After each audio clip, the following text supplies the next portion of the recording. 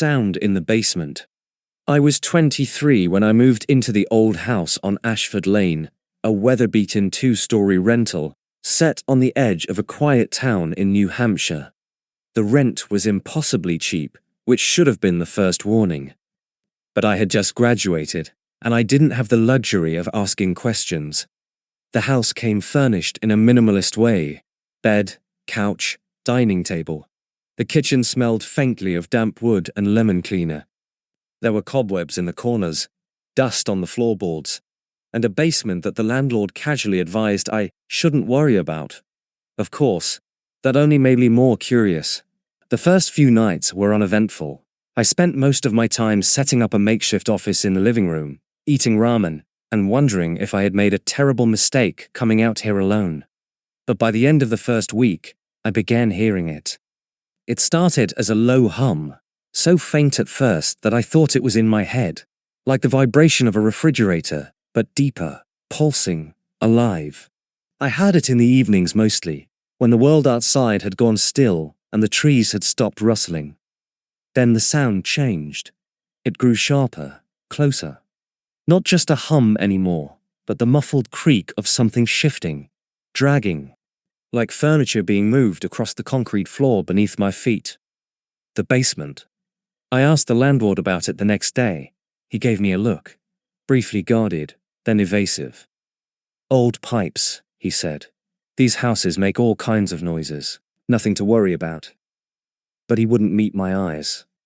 By the second week, the sound became impossible to ignore. It came every night around 11:30. I tried recording it with my phone, but the microphone picked up nothing. Became difficult. Sleep became difficult.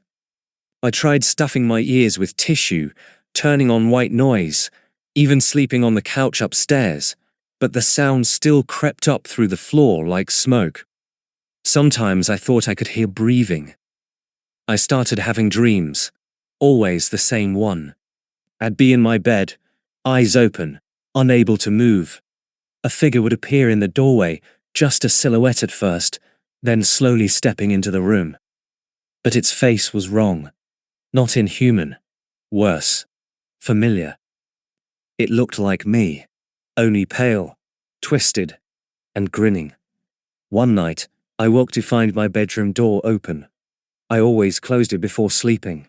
3 weeks in, I decided I couldn't take it anymore. I went down into the basement. The door groaned when I opened it.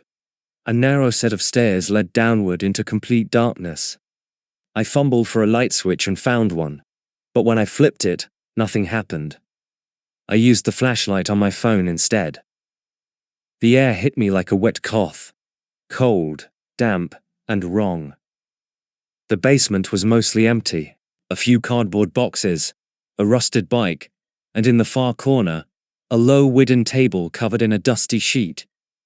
The concrete floor was cracked in several places, and the smell was metallic, like rust or blood. I stepped down slowly, one creaking stair at a time. The moment my foot touched the floor, the hum stopped. Silence. Dead, oppressive silence. I walked toward the sheeted table. Something about it pulled at me, as if it was the source. My hand reached out, half against my will, and pulled the cloth away. There was a mirror on the table. Not an ordinary one. The frame was ornate, almost Victorian, and completely black. Its surface shimmered strangely in my flashlight's glow. Too reflective, too deep. As I stared into it, I didn't see my reflection. I saw the basement, the same one I was standing in, only different. The walls were covered in mold. The boxes were torn apart, soaked through with something dark and sticky. And in the center of the room, a figure was crouched, its back to me. It looked like me. My phone buzzed in my hand. I jumped. The screen had gone black. A whisper echoed behind me, almost too soft to understand. "Get out." I didn't wait. I bolted up the stairs, slammed the door shut, and shoved the heaviest piece of furniture I had in front of it. The hum didn't return that night. But the dreams did.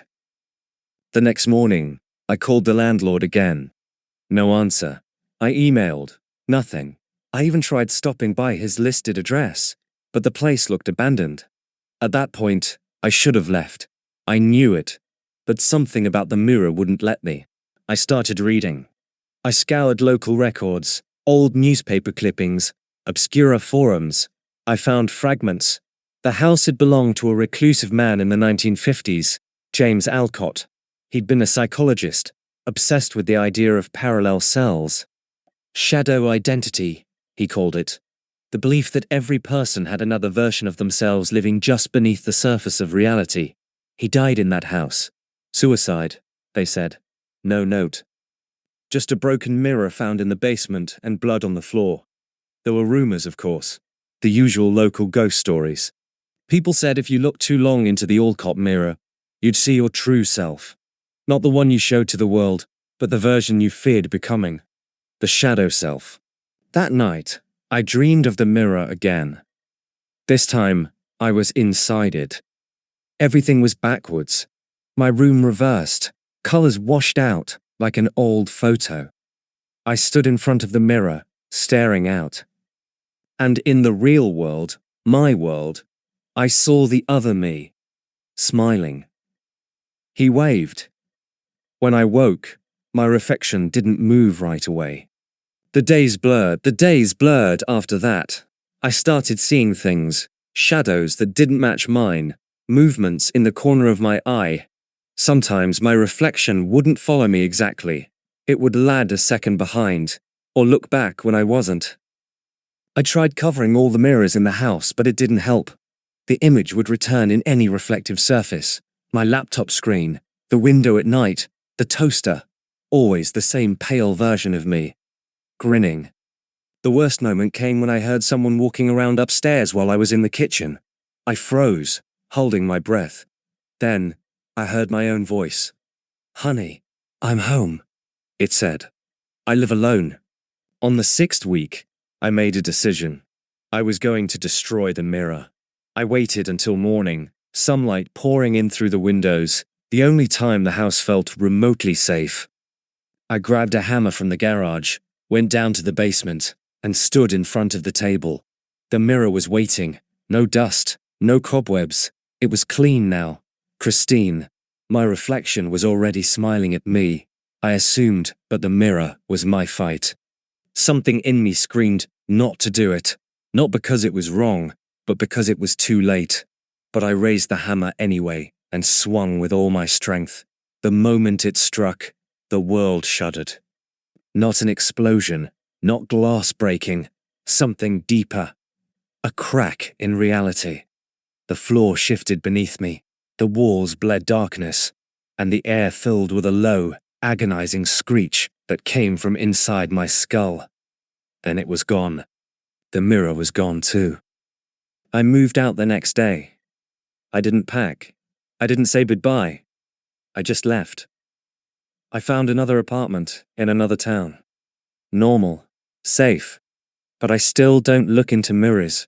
Sometimes I catch glimpses in windows or spoons, and I see him. The other me. Still smiling, still waiting. One last thing. 3 nights ago, I got a package. No return address. Inside was a note, written in shaky black ink. You opened it. And beneath the note was a piece of mirror glass. Sharp, blacked, and pulsing faintly in the light. I can hear the hum again, and this time, it's louder.